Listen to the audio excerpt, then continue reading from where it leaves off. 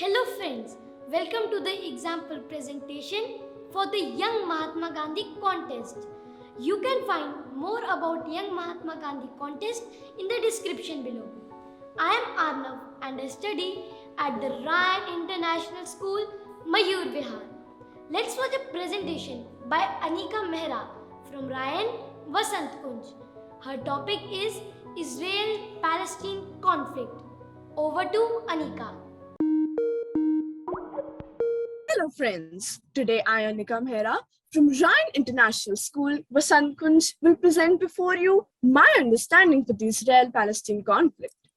Let me draw your attention to that piece of land which is the bone of contention for the last 73 years by showing you the location of the Middle East on the world map and the countries of Israel and Palestinian territories in the Middle East.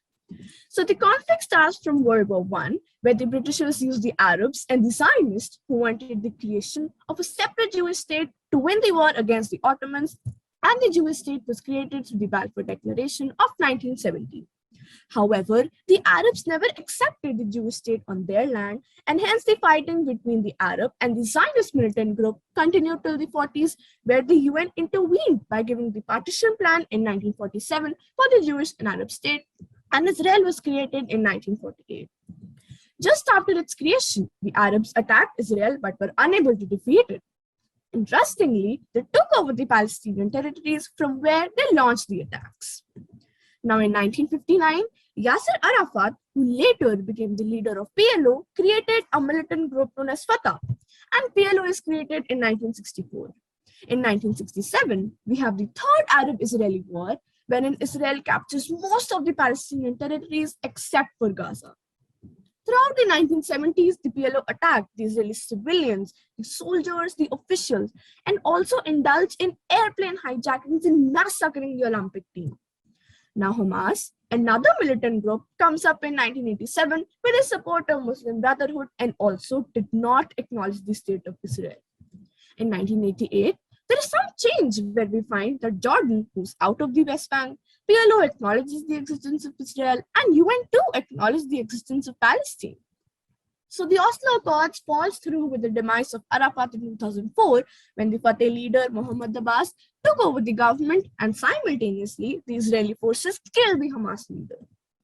Now Hamas continues to refuse the existence of Israel and the blockade of Gaza Strip continues. Finally, they win the election in 2006 and the fighting starts between Hamas and Fatah, which still continues. So Egypt banned Hamas in 2014 and Palestine is given a non-member observer status in the UN. And finally, the Trump administration declares that Jerusalem is the capital of Israel and the Jewish settlements in the West Bank are completely legal, which made Arab world furious. Again, rockets have been fired in May 2021 and the blockade of Gaza and settlements still continues.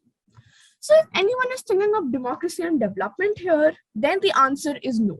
As in my opinion, all wars are terrible and only the dead can see the end of war.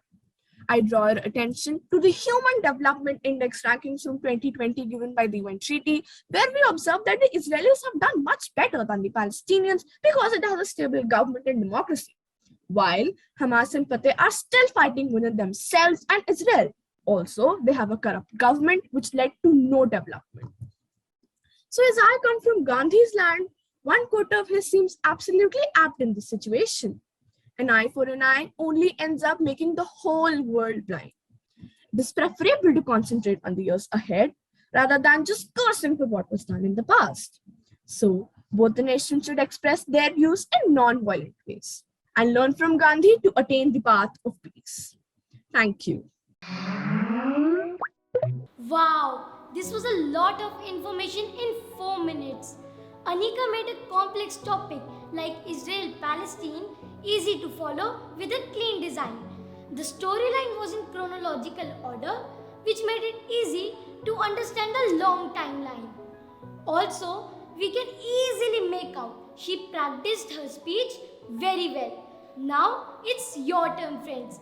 Get out there and make some amazing presentations for the Young Mahatma Gandhi contest. Friends, if you liked the video, don't forget to give us a like, comment and a share. Thanks for watching. Bye.